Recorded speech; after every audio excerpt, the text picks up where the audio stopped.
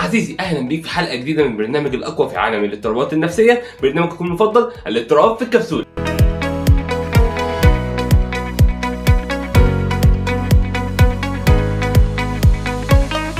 وش حضرتك بشوش قوي ما شاء الله، ما كنتش متوقع كده خالص. يا سلام، دلوقتي وشي بشوش، مش من شويه كنت بتاع تنس. ما هي التنس لعبه بشوشه يا مستر. ايه يا ستيريو، انت اتجننت ولا ايه؟ اتجننت. ماشي براحتك. وستيريو بتاع الصبح غير ستيريو بتاع بالليل. انت عندك انفصام في الشخصيه؟ حاجه زي كده. تقدر تسميني المزدوج. حاجات صعبه على امثالك يفهموها. النهارده الجزء الثاني من اضطراب الانفصام. في الجزء الاولاني اتكلمنا عن الاسباب والاعراض وكمان ازاي اقدر افرق بين الانفصام والانفصام. الجزء الثاني النهارده هنتكلم عن التشخيص، ازاي اقدر اشخص المريض الانفصام وايه هي كمان طرق العلاج وازاي اقدر اتعامل مع مريض الانفصام. تابع معايا عشان تستفاد اكتر. علي النعمه انت بتتكلم صح. طبعا بيتكلم صح ازاي بس يا مرسي؟ الراجل بيتكلم صح.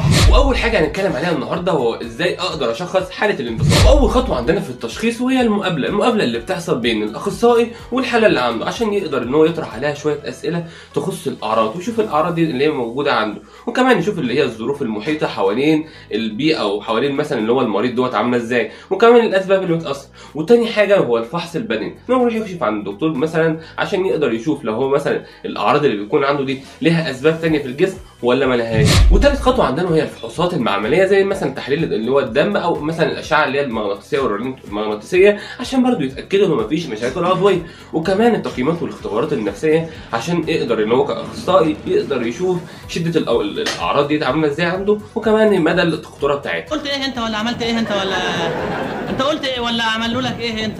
قاعد يقول الكلام اللي احنا مش عارفين نقول. وعشان اقدر احدد بالتفاصيل المريض دوت عنده انفصام ولا لا بيعتمد التشخيص بتاعنا على شويه عوامل زي مده الاعراض، وهل الاعراض دي مستمره قد ايه، بتكون موجوده عند الفتره قد ايه، هل هي مثلا اسبوع ولا شهر ولا 3 شهور ولا 4 شهور، هل مثلا الاعراض دي بتاثر على حياته العمليه يعني بتسبب له مشاكل ولا بالنسبه له هو بيعرف يتعامل معاها. طب هل مثلا الاسباب دي او الاعراض دي ليها اسباب مثلا نفسيه او مشاكل نفسيه ثانيه او مثلا مشاكل عضويه ثانيه. عارف انا البتاع دي كده وانا اقول يا رب اهي البتاع اللي انا بشوفها في الكتاب اهي. يا جدع والله العظيم يا جدع. ازاي الانفصام دوت بيقدر ياثر على الحياه اليوميه لمريض الانفصام؟ الانفصام بيأثر بشكل كبير على مختلف الجوانب في حياه الانسان، زي مثلا العلاقات الاجتماعيه بسبب ان هو بيبقى صعب عليه ان هو يكون علاقات اجتماعيه او يبني علاقه اجتماعيه كويسه مع اللي حواليه، طبعا بسبب ان هو بيحب العزله، وكمان بيبقى عنده مشاكل في الانشطه اليوميه بتاعته لانه بيبقى عنده مشكله في ان هو يقدر يحافظ مثلا او ان هو يكون مركز على حاجه زي مثلا ان هو مثلا يقدر يطبخ او ان هو مثلا النظافه اليوميه او ان هو يتعامل مع اللي حواليه، وكمان بيبقى عنده مشاكل في مثلا في الشغل او الدراسه لان الانفصام دوت بيأثر على التركيز بتاعه وكمان الانتباه، فبيبقى عنده مشكله في ان هو يقدر يحافظ على شغل معين او حتى المذاكره. ده انجليزي دي يا مرسي؟ لا. امال ده يا مرسي؟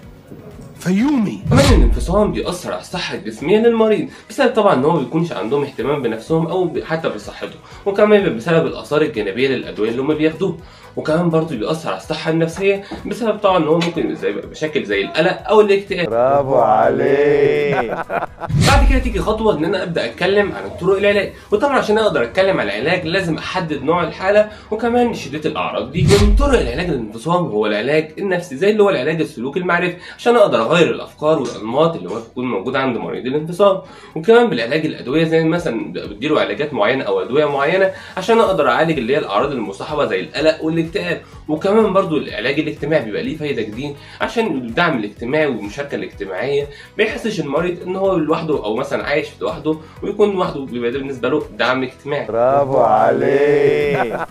بعد كده لو انا بتعامل بقى مع مريض اللي حاله الانفصام اقدر اتعامل معاه ازاي وايه المفروض ان انا المعلومات اللي لازم تكون عندي عشان اقدر اتعامل مع المريض. اول حاجه وهي فهم المرض. فهم المرض بقى عن طريق مثلا ان انا اكون عارف شويه معلومات عن المرض بحيث ان انا اكون دارس او مثلا عارف شويه معلومات بحيث ان انا اقدر اتعامل مع مريض الانفصام، وكمان لازم يكون عندي تقبل للمرض وتقبل الاعراض بتاعه، ان انا اكون مثلا مش مثلا منزبر او متضايق من الاعراض دي، لا عادي ان انا احاول اتقبل الموضوع واكون عارف ان الاعراض دي بتتغير على طريق مدى الوقت برضه. تمام. وكمان برضو الناس بيكون ان انا عندي او استشير طبيب مختص او حد يكون عارف معلومات عن الانفصام بحيث ان انا اكون حاطط نظام او برنامج اللي معين اقدر اتعامل من خلاله مع المريض الانفصام. ورابع حاجه ان انا اخليه يحافظ على روتين يومي، زي مثلا ان هو يحافظ على ان هو المواعيد بتاعه النوم، يلتزم بالمواعيد بتاعه النوم، ينام كويس كمان.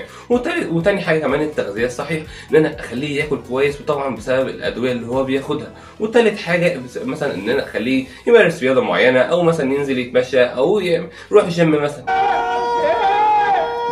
يا دين النبي ايه الحلاوه دي؟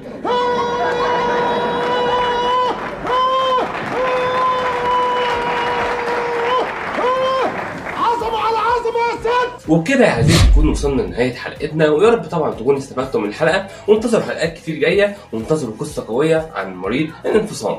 سلام.